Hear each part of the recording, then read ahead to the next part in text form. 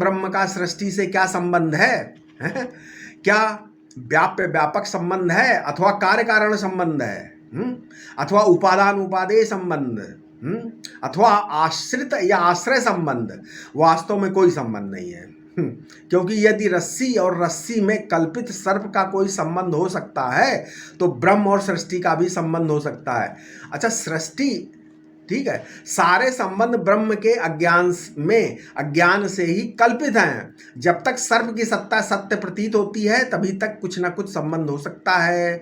रस्सी के ज्ञात होने पर संबंध का विकल्प भी समाप्त हो जाता है, क्योंकि रस्सी अद्वितीय है। ज्ञान की प्रधानता से भोग होता है और जड़ांश की प्रधानता से कर्म होता है ना। इस प्रकार क्रिया शक्ति और भोग शक्ति दोनों अंतःकरण में रहती है, परंतु आत्मा इन दोनों से उदासीन है। उदासीन का अर्थ है कि क्रिया शक्ति और भोग शक्ति दोनों से ऊपर है। ठीक है, ये क्रिया शक्ति और भोग शक्ति क्या है? जिस बुद्धि आदि के संघात में है वो आत्मा नहीं है। इससे सिद्ध होता है कि आत्मा में क्रिया और भोग शक्ति नहीं हो सकती, ये केवल आत्मा द्वारा प्रकाश्य है। व्यवहार में ये क्रिया भोग शक्ति कभी इदम रूप से भासती है, कभी अनिदम रूप से यानी सुसुप्ति में भासती है।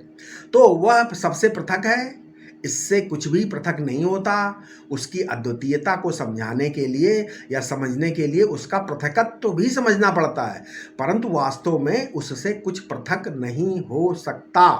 गीता में महाभूतान्य अहंकारो बुद्धिर अव्यक्तमेवचा बोला है ना, तो यहाँ पर व्यष्टि समष्टि की एकता बताई है। वास्तव में आप व्यष्टि और समष्टि दोनों से पृथक हैं, दोनों कल्पित हैं। उस कल्पना के भावाभाव के अनुकूल जो शक्ति है वो महामाया है, वो अपने स्वरूप में कल्पित है।